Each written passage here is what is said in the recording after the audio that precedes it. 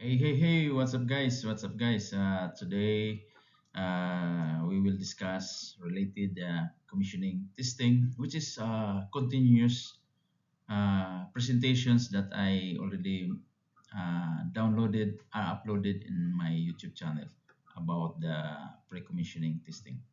So you can verify, you can check the previous video that's related our pre-commissioning testings of our HV cables. So if you are new in my channel, don't forget to like and subscribe. All right. So this is how we are do the testings of our cable. What kind of testings that we need to do as a commissioning testing. All right. Shall we start?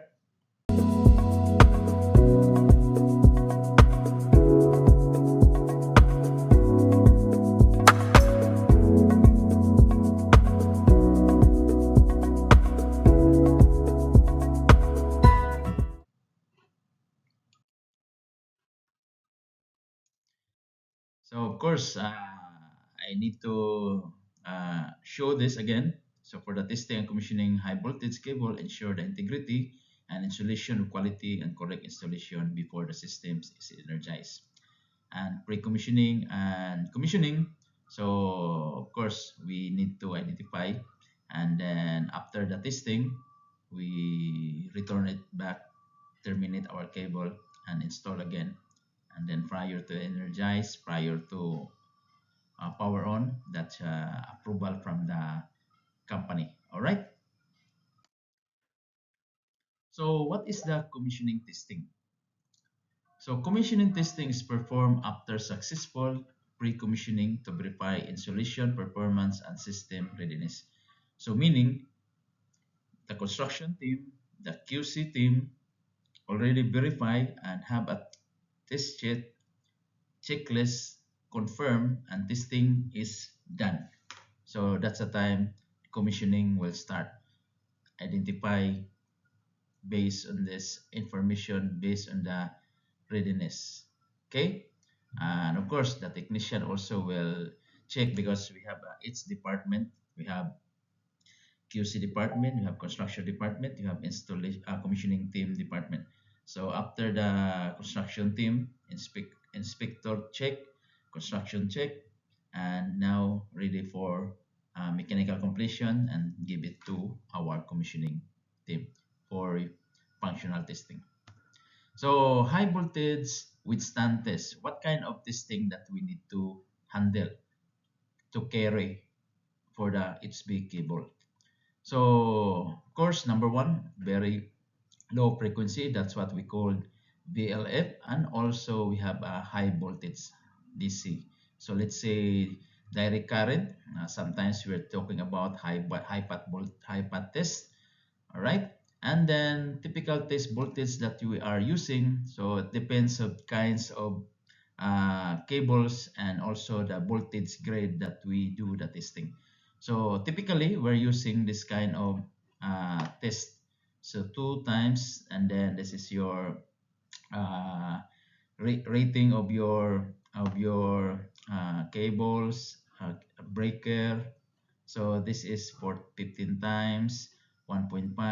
This is the methods of your applications, and this will be uh, written in its procedure. So testing procedure. Okay. So next, monitor leakage current, ensure no breakdowns occurs, and also we have a partial discharge test. So what is the partial discharge test?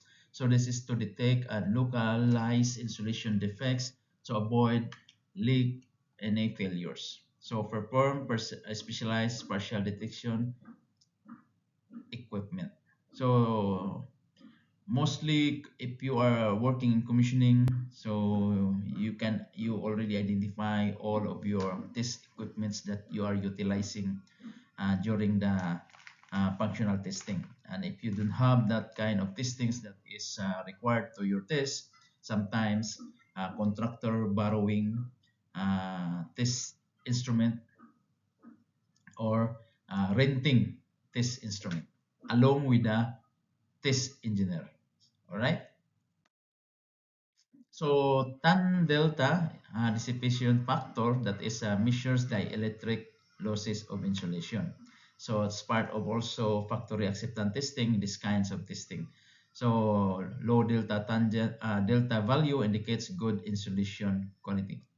So that's why when you do the FAT activities, so they have a checklist, and this is part of the procedures, ITP and FAT procedures. Okay. So earth continuity and bonding test. So verify continuity, metallic sheets, screen, and earthing conductor. Ensure all joints and terminations are properly bonded. And also post-test inspection. So after HB testing, inspect termination and joints for any signs of discharge, tracking, or any damage. So post-test inspection, after we complete the testing, the cable test, so we need to terminate again. So that's part of our procedures. That's mandatory. That testing.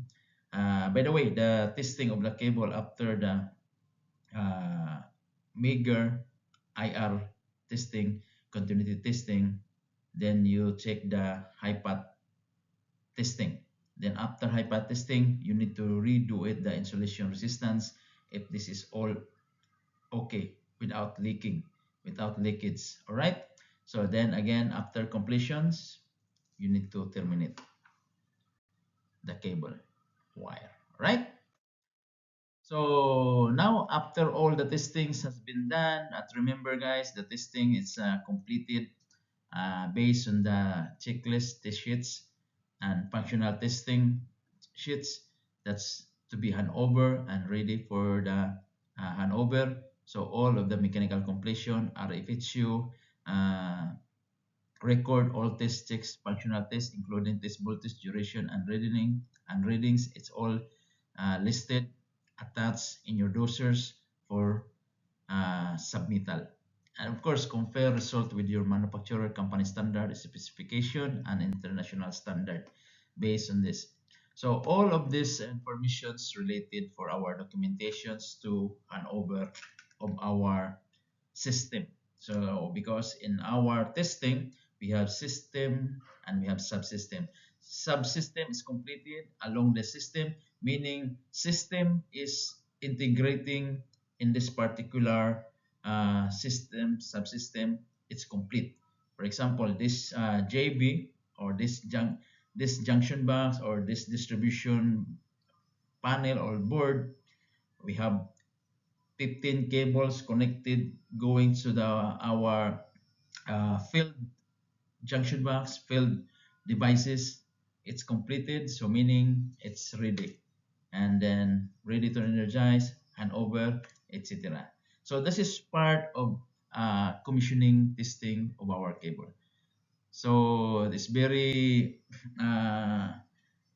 good information so that you have an idea, and later on if you are in the commissioning or either in the construction or either you are in the pre-commissioning team, you have sorts an idea what kinds and documents and testings to be carried out.